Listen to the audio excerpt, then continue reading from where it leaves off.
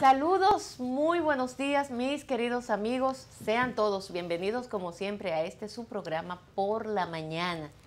Hoy es jueves, estamos ya a 5 de marzo del año 2020, el tiempo avanzando de manera rápida, consistentemente ahí las horas del reloj van marcando y el tiempo va pasando. Justamente estamos a 10 días de las elecciones municipales generales que se deben de dar en la República Dominicana, bajo un ambiente que muchas personas entenderán que peligran las elecciones.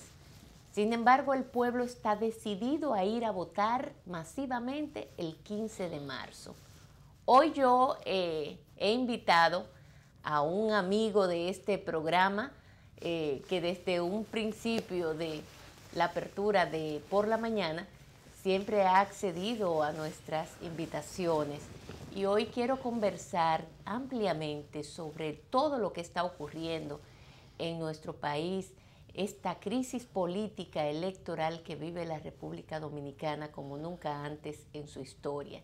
Por lo tanto, creo que nos va a arrojar mucha luz el que hoy nos acompañe el licenciado Pelegrín Castillo, vicepresidente de la Fuerza Nacional Progresista, partido aliado a la Fuerza del Pueblo, donde convergen por lo menos 6 organizaciones políticas hacia la consecución de el éxito, ¿no?, de alcanzar el poder para las elecciones tanto de municipales como presidenciales congresuales. Pelegrín, buenos días y bienvenido. Muy buenos días, muy contento de encontrarme aquí contigo en la mañana de hoy. Gracias por la invitación y enviándole también un saludo matutino a los amigos y amigas televidentes que siguen Por la Mañana este espacio tan importante de orientación con tan buenas informaciones y enfoques tan certeros. Pelegrín, yo quiero empezar con lo que ocurrió en el día de ayer.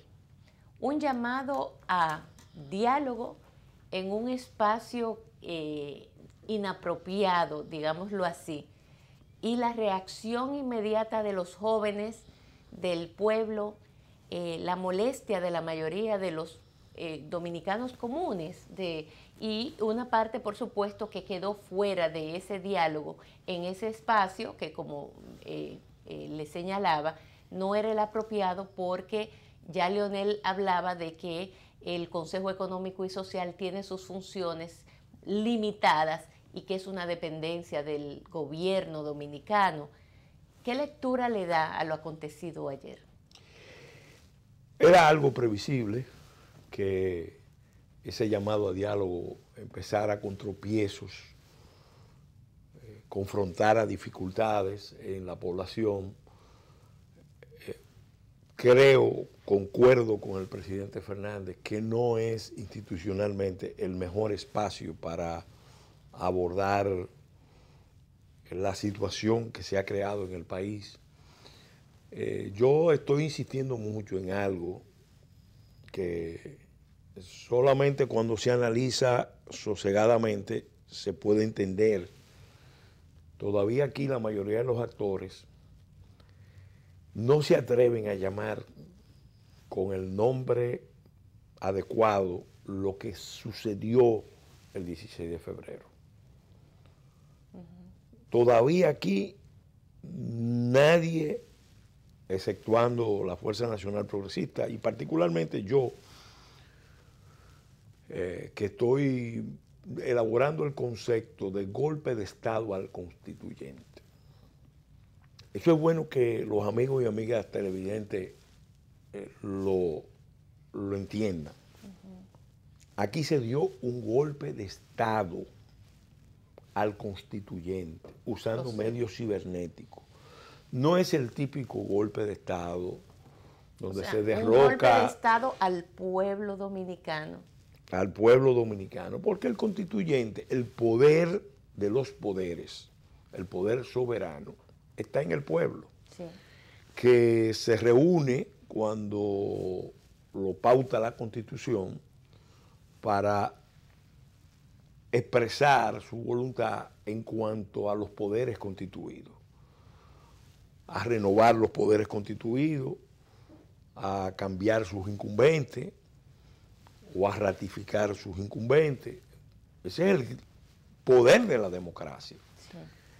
Lamentablemente, a ese poder se le dio un golpe de Estado. Normalmente uno cuando habla de golpe de Estado se imagina la relación de poderes, acciones que toman poderes constituidos contra poderes constituidos. Sí, cierto, eso sí. El Ejecutivo contra el Legislativo contra el Ejecutivo, ambos contra el Poder Judicial. Esos son, en el sentido apropiado de la palabra, poderes constituidos y golpes de Estado que se dan en las relaciones de poderes de un poder a otro. A veces también se dan golpes de Estado desde los poderes fácticos a los poderes constituidos. Exactamente. Pero en este caso, un caso singular, lo que se produjo fue un golpe de Estado al poder constituyente. Impedir que un pueblo que ya estaba convocado fuera a las urnas y manifestara su voluntad. Hay dos teorías. Hay una teoría que sostiene que se trató de una maniobra de manipulación del sistema electoral que resultó fallida, que resultó en un fiasco. Sí. Y por eso se tuvo que suspender a nivel nacional. Se describe, hay información, hay motivos para pensar que en el fondo el objetivo no era frustrar las elecciones, sino manipularlas. Claro. Por eso las máquinas, digamos, explotan un poco, porque ahí intervino IFES poniendo 9 capas de seguridad, y que cuando la manipularon, obviamente que eso colapsó. La teoría que uno ha podido construir oyendo técnicos y sobre todo actores que están muy informados, es que el gobierno quería que se votara en todo el país. Fíjate que la posición del PLD y del propio gobierno ha sido porque impidieron, los voceros insisten mucho, porque impidieron que en la mayoría de los municipios del país, en la mayoría de los distritos municipales, donde se iba a votar con boleta física, se suspendieran, si ahí no había problema, que no es verdad, tampoco. Verdad. Así es. Pero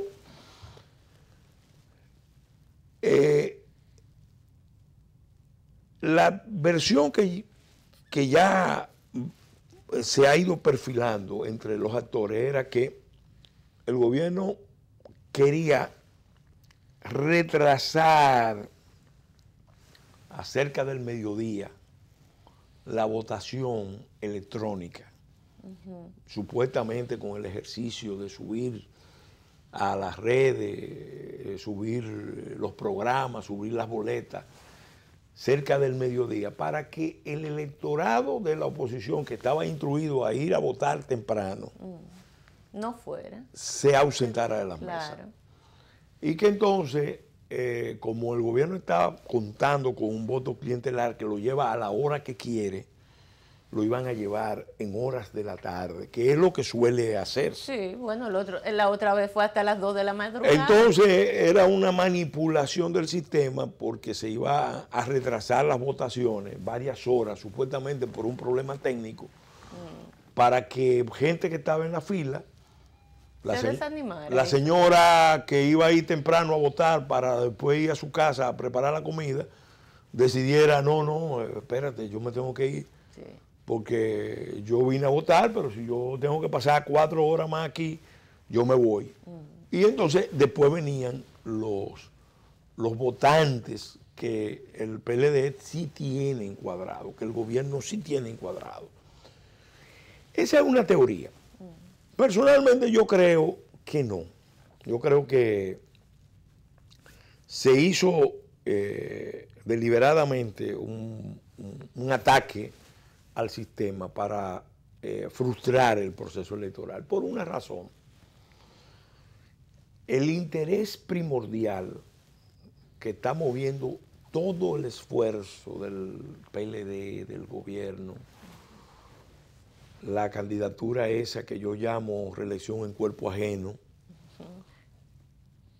es el tema de la habilitación del presidente. Ese es el trasfondo de Ese todo. es el trasfondo. El leitmotiv, la razón poderosa que mueve la acción del gobierno, que es una acción que ya se ha convertido en subversiva de las instituciones, es generar un escenario que obligue a la sociedad, a los partidos, a todas las fuerzas vivas, a discutir un nuevo pacto por la democracia, que incluya reformas constitucionales y que dentro de esa reforma se pueda habilitar al presidente a volver.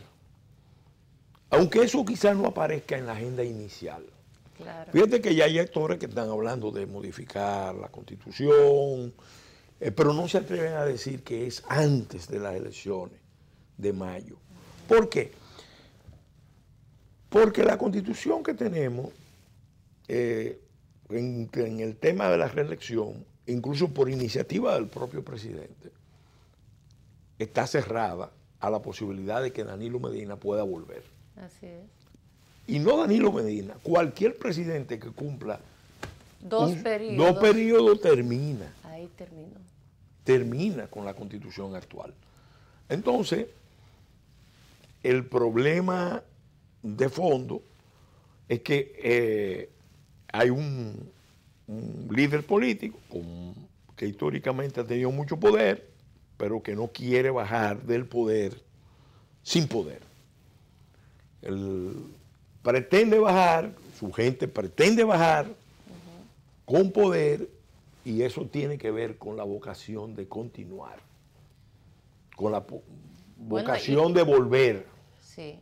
No, y para mantener un poder controlado, porque un político que no tenga esa posibilidad. Si él no tiene esa posibilidad de volver, ya él no controla. No controla. Por ejemplo, para el 16 de mayo, para las próximas elecciones, 17 de mayo, si se llega a esa fecha y el presidente no está habilitado a volver, la soledad su capacidad de influir en el curso de esas elecciones es prácticamente nula. Es prácticamente nula, porque de aquí a esa fecha, todas las fuerzas que están con él, de una u otra manera, habrán buscado una reubicación, ya sea con el PRM, ya sea con Leonel Fernández. Sí.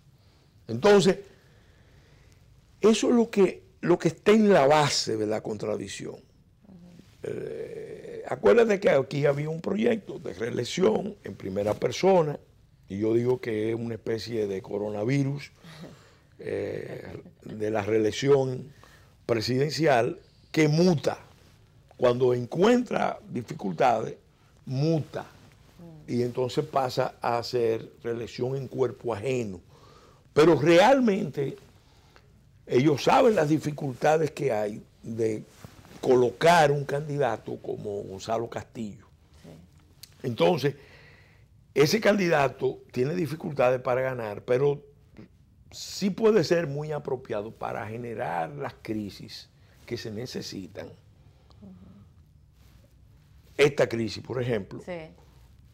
La crisis del 6 de octubre, la que puede venir la semana que viene, sí. La semana próxima, para el 15 de marzo, bueno, esos escenarios son los que podrían dar paso a una negociación, y esa negociación entonces arribar a... Recuérdate que ya se ha planteado.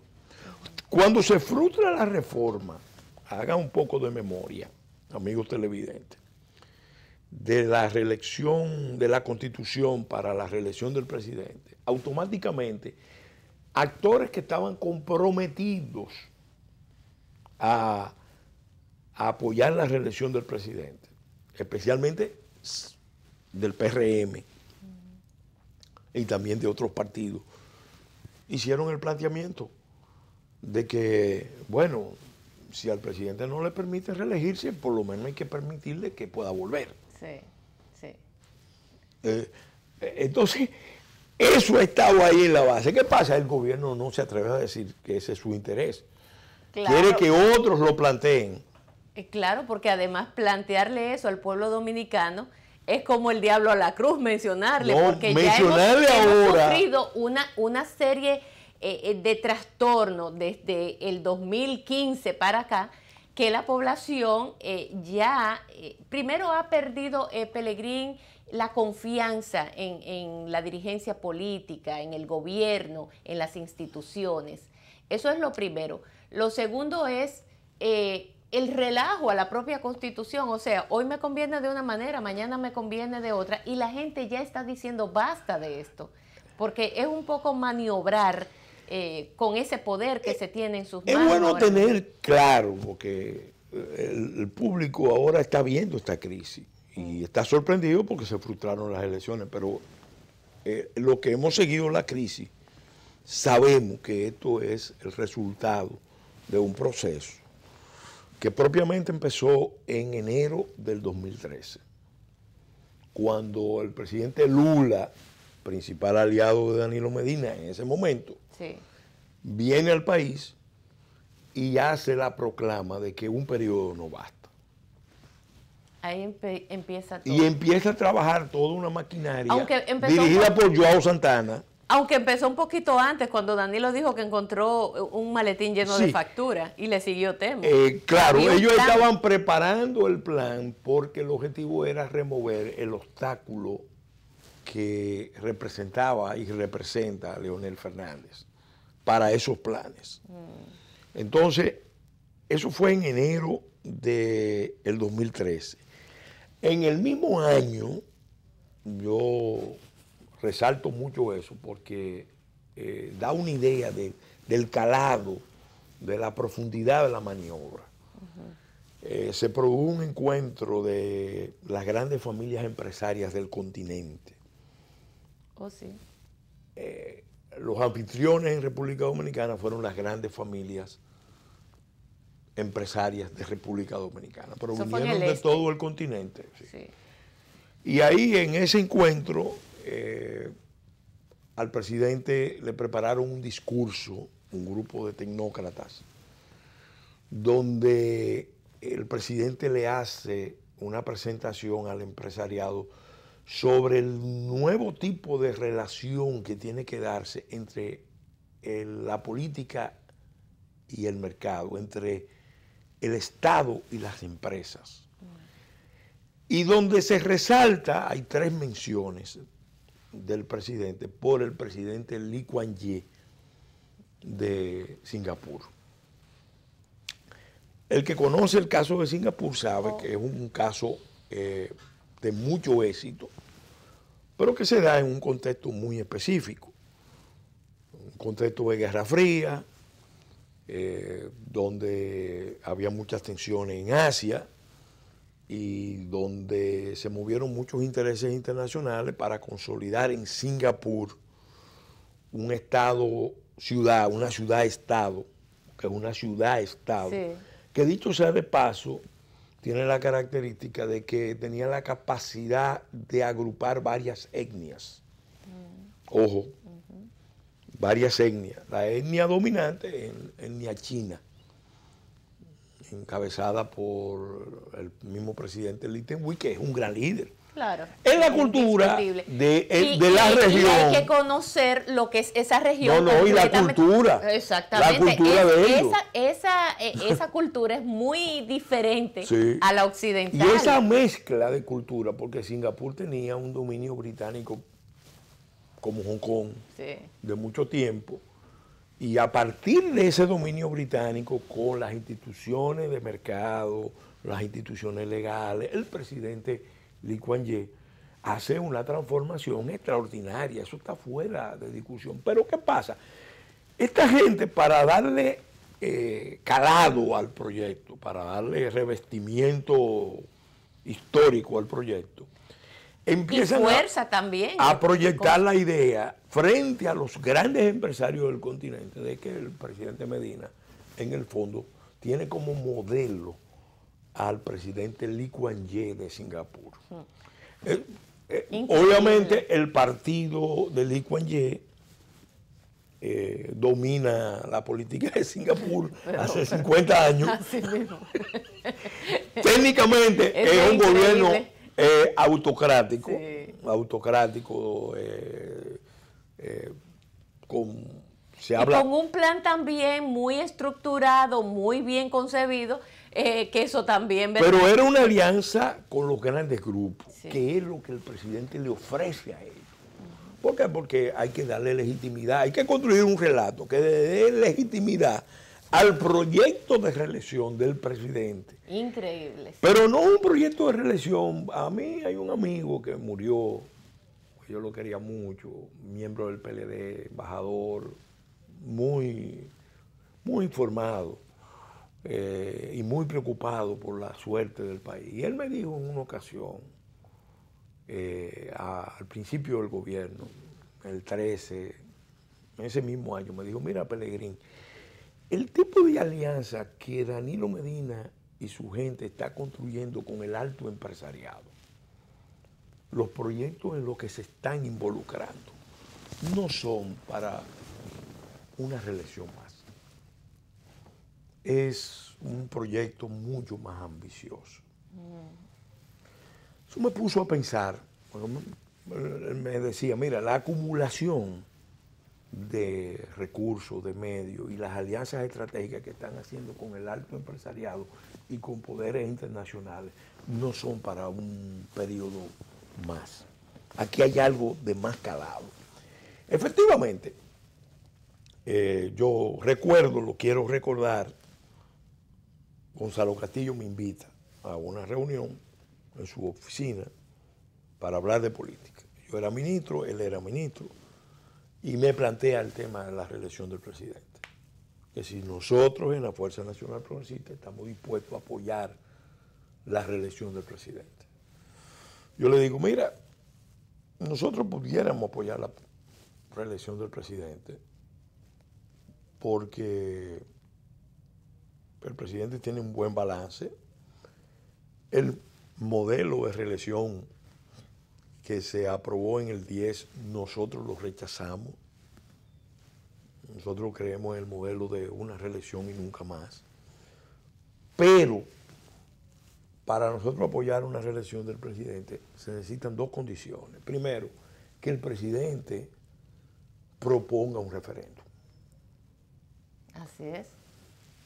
Porque antes no existía referéndum, a él lo eligieron por un periodo y él tiene que consultar al constituyente para que el constituyente lo autorice. Cierto, así es. Esa era la posición de nosotros como Fuerza Nacional Progresista. Y la mantuvieron y la mantienen. Y se lo expresamos, incluso yo le recuerdo que le dije, mira, esto se lo pedimos al presidente Fernández. Ahora nosotros no vamos a variar de posición. Si el presidente quiere que lo vaya y consulte al pueblo. Plantee el tema de ir al segundo periodo y nunca más, y nosotros lo vamos a apoyar. La segunda condición es más importante para nosotros. El presidente tiene que definir esta situación de ambigüedad, de indefinición, que es gravísima, con el tema de la nacionalidad. Porque en ese momento él, es terrible. en La Habana fijó una posición que el país aplaudió en defensa de la sentencia 168, pero al mes el ministro de la presidencia, ante el cuerpo diplomático, estaba proyectando otra posición. Y para nosotros eso es una situación gravísima. En una materia de este tipo eso es inaceptable. Si el presidente asume la posición de La Habana y echa hacia atrás esa ambigüedad, disipa esa ambivalencia, puede contar con nosotros. ¿Qué hizo el presidente? ¿Qué le aconsejaron sus asesores? Miren, no presente el referéndum, que es lo más democrático, es lo más transparente. presente un pacto reelección por reelección. Yo me reelijo, Terrible. tú te reeliges, Nosotros nos reelegimos. nosotros nos reelegimos, ellos se reeligen. Aquí todo el mundo que está en posiciones de mando se reelige. Eso fue lo que pasó.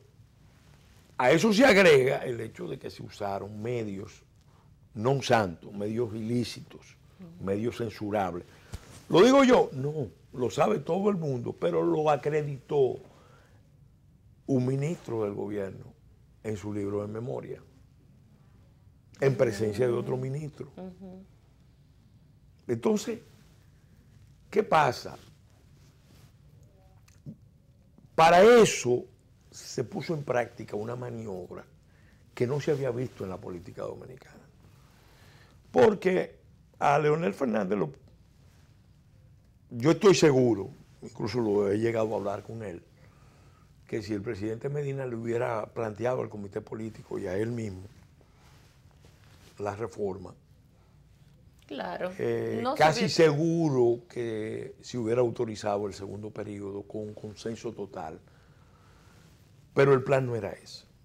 El plan de muchos de los que están ahí conjurados, yo diría que más que del presidente, de todos los que estaban ahí con proyectos políticos futuros, era liquidar a Leonel Fernández. Claro, desde un principio se vio. Y esa negación a los gobiernos encabezados por Leonel Fernández se vio desde un primer momento. Y se puso en práctica una maniobra con unos recursos que uno que la vio de cerca dijo, bueno, espérate, si esto está pasando con el presidente del partido, 3 veces presidente, sí, compañero de los miembros del comité político, aquí no hay nada que hacer.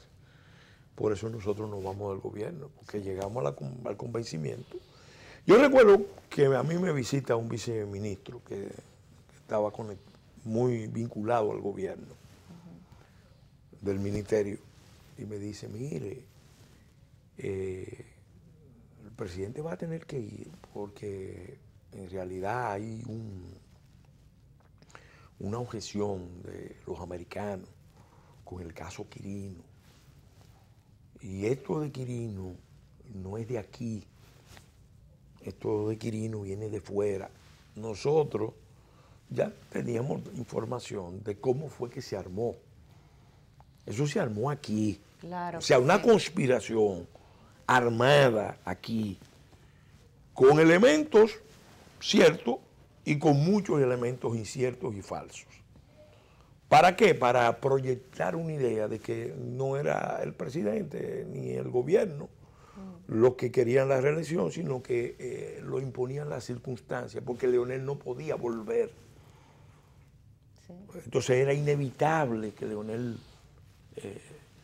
que el presidente tuviera que ir para evitar un desastre para el PLD. Óyeme, uno que conocía eso, que vio cómo se involucraron los ministros armando todo eso, y gente de inteligencia armando todo eso, y cómo se confabularon con poderes extranjeros para eso. Entonces uno dijo, no, esto no se puede.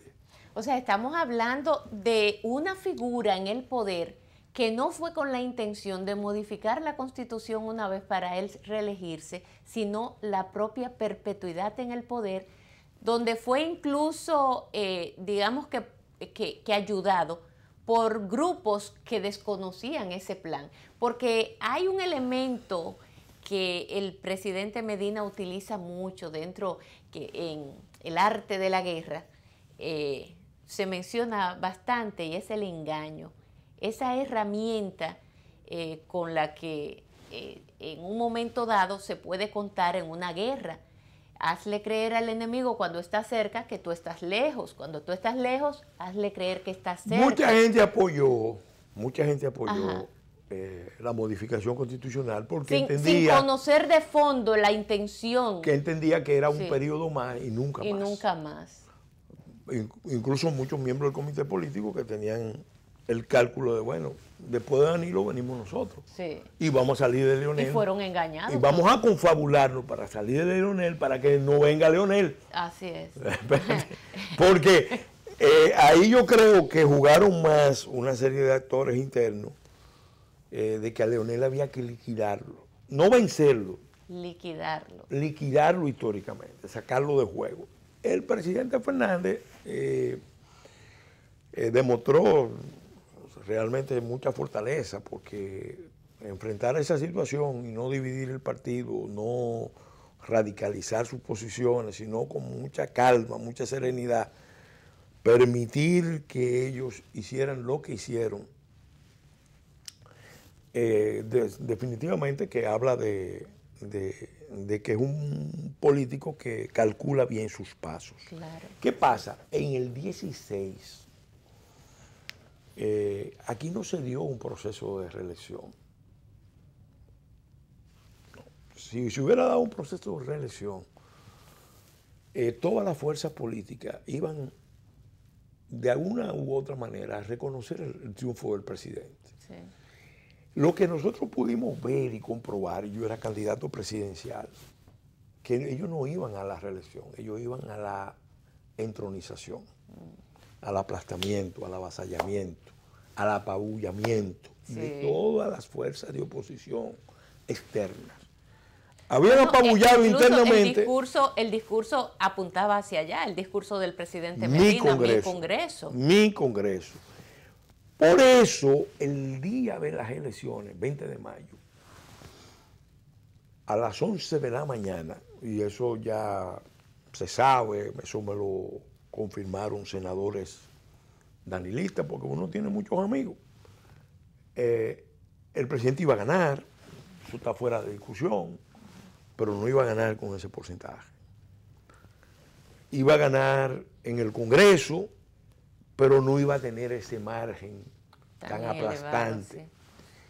Decidieron poner en práctica, cuando recibieron la información de que se estaban perdiendo 11 provincias, decidieron poner en práctica una acción para revertir eso.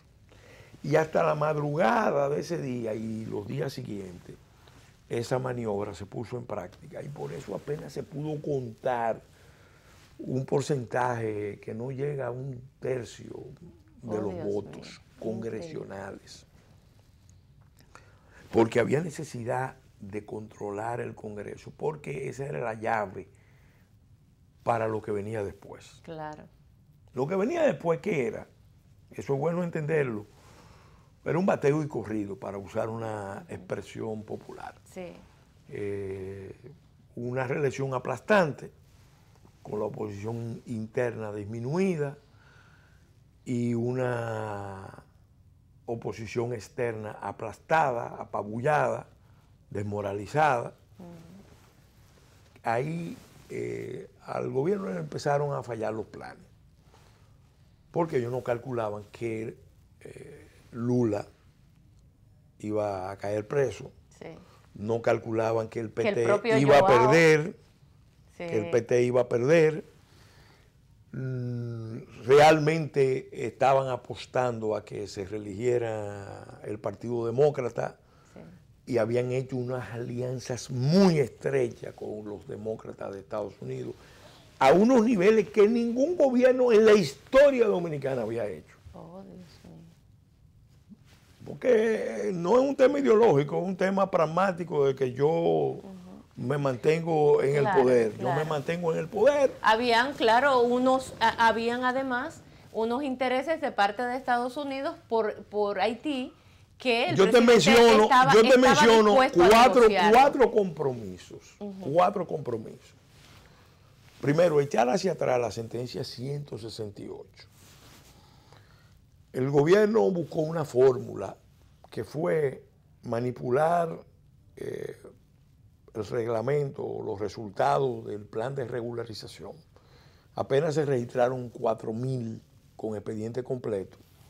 El gobierno se comprometió a llevarlos a 280.000 y le dio residencia a gente que no calificaba para darle residencia y la promesa de darle nacionalidad. Eso se comprometió con los norteamericanos y se comprometió con la OEA, con Almagro. Con Almagro. Yo pues, digo porque vamos a decirlo. Sí, sí. Eso porque Almagro le pidió al país que cambiara el estatuto. La Corte Interamericana le pidió al país que cambiara el estatuto de nacionalidad. Sí. Oh, Dios mío. Para crear la minoría nacional. Entonces, primer compromiso.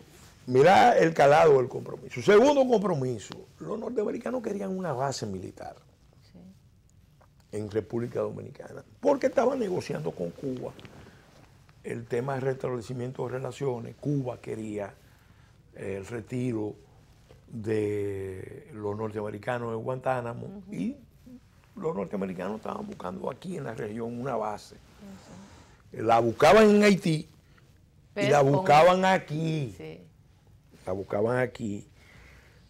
Obviamente, el gobierno no se atrevió a tanto, pero se puede decir que se atrevió a más porque autorizó un acuerdo de defensa totalmente desequilibrado que permitía la presencia sin límites de militares norteamericanos con equipos de todo tipo, sin restricciones, con acceso al espectro radioeléctrico del país, con inmunidades. El Tribunal Constitucional declaró nulo ese acuerdo, firmado por el canciller Navarro y el embajador Brewster. Después se comprometió también, por influencia de un grupo empresarial, porque acuérdate que el presidente estrechó la alianza con los grandes grupos empresarios. Sí. Se comprometió con un grupo empresarial del Este al acuerdo de preautorización aérea. Sí. En principio tú dirás, bueno, pero ¿qué tiene de malo eso? Bueno, nosotros, si hubieran sido un acuerdo de preautorización solamente, a lo mejor no tenemos nada. Objeciones. Pero ¿qué pasa? Le incluyeron 2 o 3 cláusulas y un anexo que pone bajo control de la política de Estados Unidos y bajo control de los organismos internacionales la política de refugiados y la política de asilo del país. En este contexto internacional. Imagínate tú. Eso lo firmó también el gobierno. Sí. En este caso fue el canciller Vargas. Sí, claro, él fue uno de los que lo motivó incluso ese acuerdo. Ese acuerdo. ¿Qué pasa? Eso te dice a ti el calado de los acuerdos. Con el tema de vida, familia, identidad cristiana, también el presidente asumió compromiso con los organismos internacionales y con la agenda de la administración Obama. Por eso la administración Obama manda esa pareja que estuvo aquí en el país, que no se ha ido tampoco. Que sigue promoviendo el embajador Brewster y su compañero Satahuaque, que vinieron a imponer una agenda de imperialismo cultural. Y el gobierno le hizo concesiones, porque objetó el Código Penal para presentar el tema de las 3 causales, y en materia de educación permitió que se presentaran normas o anteproyectos de normas, e incluso que se preparara un famoso libro de educación sexual, que era un ataque al corazón de la estructura de valores de República Dominicana, y sobre todo a los mandatos de la Constitución. Pero el presidente quería demostrarle a los poderes fácticos locales e internacionales que la iglesia, la opinión de las iglesias, él poco importaba. No le importaba.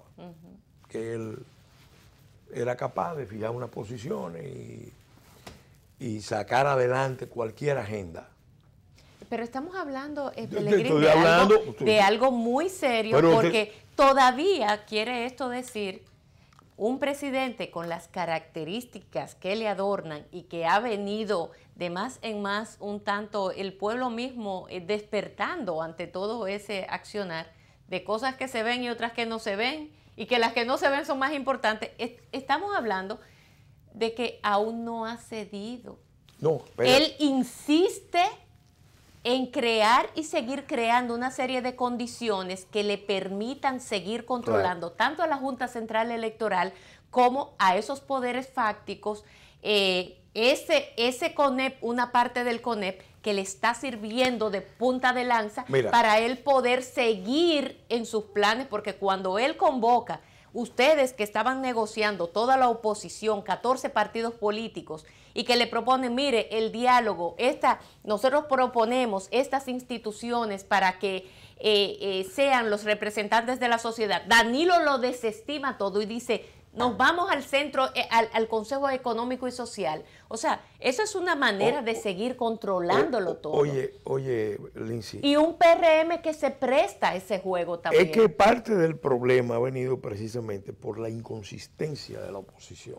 Eso es verdad. Mira, después que pasa esa experiencia, que gana Trump allá, y cambia la política de Estados Unidos hacia la región, específicamente revisando la política frente a Venezuela y frente a Cuba, que fue una política de convivir con las dictaduras. Acuérdate que todo terminó en La Habana, en la cumbre de La Habana, donde Estados Unidos aparentemente estaba aislado del continente y el continente aceptaba el régimen totalitario de Cuba. Todo el continente aceptaba el régimen totalitario de Cuba. ¿Qué siguió a eso? El acuerdo de Obama con la administración cubana, con los Castro, para una transición a los vietnamitas, que el Partido Comunista Cubano y las Fuerzas Armadas Cubanas controlaran Cuba en los próximos 20 o 30 años.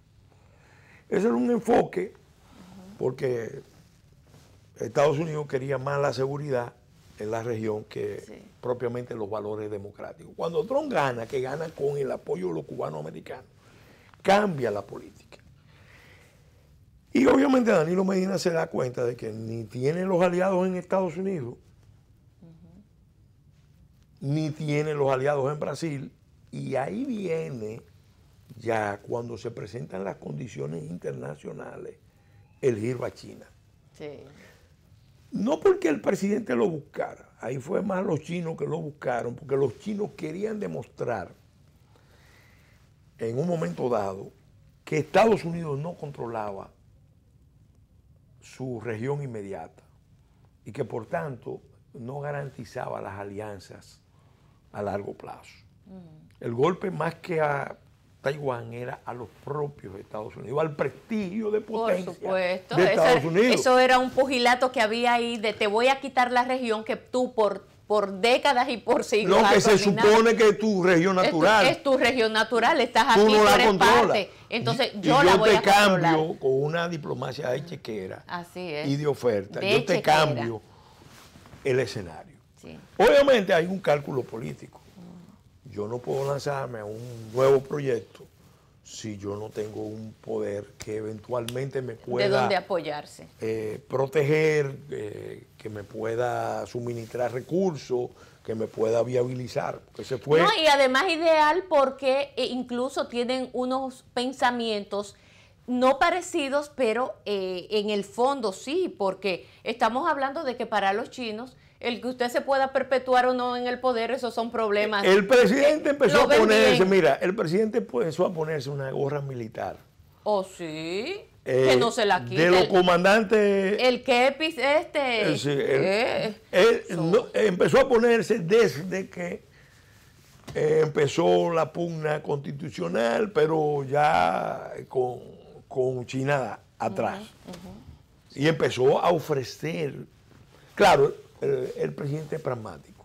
Al mismo tiempo que hacía eso, entonces tenía con los empresarios una alianza, ofreciéndole villas todo. Y Castillas. Punta Catalina la joya de la corona. Cuando se suspende la licitación. Y recuerda todos los viajes de los empresarios a China. No, pero cuando se suspende la licitación que estaba impulsando el CDE con el BID y el Banco Mundial para construir 700 megas de inversión privada con gas natural y que iba a ser en el norte, el gobierno le pide a la administración de Leonel Fernández y a Celso que paren eso. Sí, sí. Que paren eso, porque eso debe ser un tema del próximo gobierno. Y lo paran y cambian las bases y se van a carbón, se van una cosa increíble a una alianza con quién, con Brasil, porque todo estaba articulado alrededor del Bandes. El Bandes era que iba a financiar ese proyecto. Si no se presenta el problema que se presenta en Brasil, hubiese sido así. Ese proyecto ya hubiera terminado. Hubiera terminado hace rato y estuviera en manos del sector privado, porque desde el inicio se anunció, lo vamos a hacer nosotros, para que pero luego... el gobierno no se va a quedar con el proyecto. Lo vamos a usar como herramienta, que fue el argumento, para recomponer el sector y bajar los costos y reducir los subsidios. Que tenía algún sentido, lo que no tenía sentido era entregárselo al mismo sector oligopólico que controla. Pero por Dios, claro. Entonces, que no. ahí viene, vamos a decir, otro elemento. Desde el principio el gobierno amarró su proyecto de continuidad a los compromisos con los poderes fácticos. Con los poderes fácticos. Sí. ¿Qué ustedes quieren? Yo se lo voy a dar. Le ofreció un tema que a mí me consta, nos vamos a apoyar, que continúe el proceso de fusión de facto de la isla de Santo Domingo. Porque desde el 2008, 2009, los empresarios de Haití y los empresarios dominicanos están haciendo alianzas. Sí. Bendecidas por los organismos internacionales, bendecidas por los poderes internacionales y también por los gobiernos dominicanos. Esas alianzas, obviamente, son alianzas que nosotros hemos cuestionado porque quieren desconocer una realidad. Haití es un estado fallido. Para la élite haitiana es una bendición que la élite dominicana empresarial asuma, pero venga acá, en alianza con ellos, porque supuestamente el mercado se va a unificar bajo la égida de ellos. De hecho, ellos han movido muchos de sus negocios para acá. Claro. Y la idea es dominar la isla desde Santo Domingo, que es el punto de más desarrollo, de más fuerza. Eso está en la base de la política dominicana. Pelegrín, el tiempo se nos agota, pero quiero que... Vamos a puntualizar, fíjate, en el 16 se dieron esos pasos. Ya después, lo que venía, yo te diría que hay 3, 4 momentos donde tú ves la sombra, ves como asoma el proyecto dictatorial. Porque el tercer periodo en América Latina, como decía Gedeón en uno de sus análisis, se reputa ya como el inicio de la dictadura. Sí. Mira, 3 momentos. La discusión de las leyes. Las 2 leyes fueron leyes diseñadas por gente de Palacio, porque la presentó la Junta, pero la reasumieron desde Palacio y hicieron un diseño. Por eso el presidente quería las primarias abiertas, porque era la manera de legitimar internamente el proyecto de reelección. Él no quería un referéndum, pero sí las primarias abiertas, para, una vez habilitado a reelegirse, aplastar a Leonel Fernández en una competición interna. Claro, esa era la mejor manera de eliminar. Toda la ley que se elaboró, todas esas leyes se elaboraron con el ánimo de liquidar 18 partidos.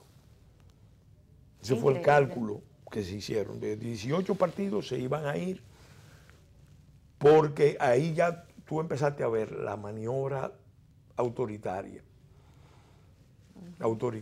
Se iban a restringir la formación de partidos, se iban a restringir la participación independiente, se iba a restringir la crítica a los candidatos. Bueno, la lista es larga, no vamos a explicarla. Pero todo eso se diseñó para darle paso al proyecto dictatorial.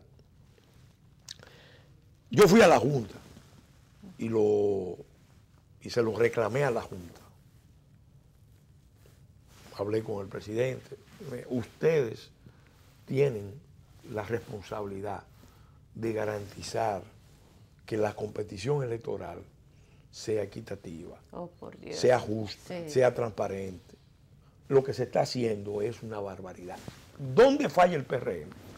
El PRM tenía un año discutiendo con un grupo de partidos el estatuto, el nuevo estatuto electoral. Y el PRM, en vez de participar con estos 12 partidos, prefirió aliarse al PLD, porque hizo un cálculo. Al gobierno. Esos cálculos, al PLD, sector Danilo, hizo un cálculo de esos cálculos que después cobran. ¿Cuál fue el cálculo? Vamos a ayudar a la división del PLD. Claro, claro. No importa que se afecte la democracia. Personal, no importa que se afecte la democracia. No importa que nosotros incumplamos los compromisos que teníamos ya con 12 partidos. Dejaron a un lado todo eso. Con tal de que el PLD se divida. Y jugaron a esa carta. No sabiendo el peligro que en el fondo traía. Entonces, ahí viene el primer momento, la aprobación de las leyes. Leyes que el propio presidente de la Junta, en la primera sesión con los partidos, dijo: ustedes han aprobado un estatuto de imposible cumplimiento. Así es. De difícil cumplimiento. Pero vamos a ver lo que se hace. Como ustedes son los actores y ustedes quieren jugar con esas reglas, la Junta no se va a meter en eso. Eso lo dijo Julio César Castaño. Claro que sí. Esta crisis también es una crisis de responsabilidad, porque si usted sabe que están creando un estatuto que va a implicar más costo para la política, que va a implicar más riesgo. Él simplemente se lavó las manos. Se lavó las manos. Entonces, primer movimiento. ¿Qué pasa? Ellos no contaban con que Leonel Fernández iba a resistir. Y Leonel Fernández, definitivamente, que en términos históricos se tendrá que reconocer que jugó un papel de primer orden, lideró un movimiento nacional de resistencia al proyecto de reelección del presidente. La gran manifestación... O al proyecto de perpetuidad en el poder más que nada. Sí, el tercer periodo es ya perpetuidad. La manifestación del Estadio Olímpico fue enorme. No se hizo con las banderas del PLD. Se vio ya la fuerza de un movimiento. Y eso ayudó a definir a muchos actores que estaban ahí esperando a ver por dónde iban a producirse las derivaciones. El propio PRM se suma. Luis se da cuenta de que no puede quedarse, que tiene que vencer el problema interno que tiene, porque hay un sector del PRM que tiene su caballito de Troya, unas relaciones estrechísimas con el presidente Medina. Tienen alianzas muy fuertes. Hipólito Mejía y se mete a jugar un papel cuando se frustra el proyecto de reelección del presidente. Entonces, el coronavirus de la reelección presidencial en primera persona muta, lo quiero repetir, muta. Y mutó a reelección en cuerpo ajeno.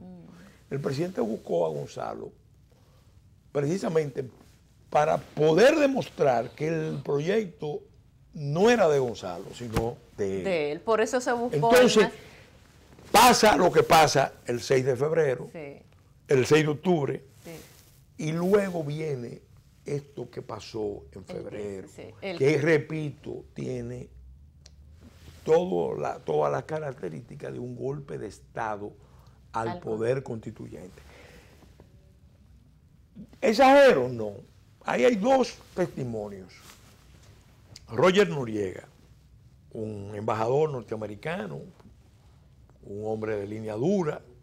Y conocedor de las... Probablemente uno de los tipos más informados de lo que pasa en el continente. Sí.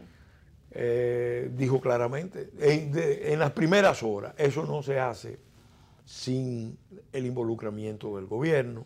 Y luego Diosdado también. Entonces Diosdado Cabello, por otras razones, dice lo mismo. ¿Y qué es lo que se ve? Lo que se ve claramente es ya una crisis constitucional. Los actores no han querido llamar al problema con el nombre que tiene. Es un golpe de Estado. Pelegrín, te agradezco muchísimo. Veo aquí la Constitución bajo ataque. A propósito de este tema, la gente lo puede conseguir por Amazon, ya lo busqué.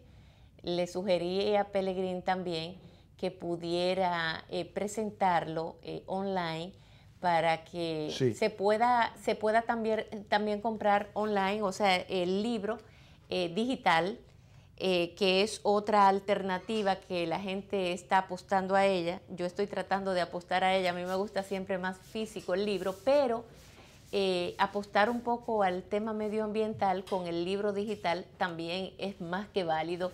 Pero la Constitución bajo ataque recoge un poco lo que ha sucedido en estos... Ese más que libro, porque... sí, es un folleto. Bueno, es un opúsculo sí, exacto, con dos documentos. Una sí, conferencia que yo di, hay muchos detalles de todo esto que yo he venido hablando, porque yo he sido testigo, he sido actor, y además hay una explicación también histórica, sociológica, de por qué hemos llegado aquí, porque yo quiero ser justo. El presidente ha llegado a esto como culminación de un proceso de concentración dentro del sistema político, partidario, electoral, pero a su vez de la mano de un proceso de concentración de la riqueza del país en manos de pocos grupos. Oh, sí. Entonces, ahí hay también una carta pública que yo le dirigí al presidente, donde yo le exhortaba, y quiero terminar con esta exhortación. Probablemente en la historia de República Dominicana nunca habíamos vivido una etapa de tanto riesgo como la que estamos viviendo. Porque tenemos en Haití, se está preparando una insurrección violenta hace tiempo que apunta hacia República Dominicana. En la región hay choques de potencias continentales con enfoques políticos e ideológicos encontrados, y también hay un escenario de choque de potencia en el Gran Caribe. Lo peor que puede pasar en estas circunstancias es que en República Dominicana se produzca una desestabilización. Lo que está desestabilizando a República Dominicana, vamos a decirlo con claridad, es el proyecto de reelección en cuerpo ajeno. En cuerpo ajeno. En cuerpo ajeno. Y ese plan de habilitación, que está ahí en la base, sí, que lo tiene el equipo del presidente, porque ellos dicen que si el presidente no queda habilitado, se cae ese proyecto. Ese proyecto se pierde y ellos llegan sin poder, se dispersan, y entonces hay muchos que tienen temor. Bueno, gracias a Pelegrín Castillo, a ustedes amigos también, muchísimas gracias. Ya hemos finalizado esta primera parte de Por la Mañana. A continuación viene Vida en Balance, Ailín Curi, que está por aquí tempranito, ya lista para traerles un contenido de lo más interesante. Nos vamos a pausa y retornamos.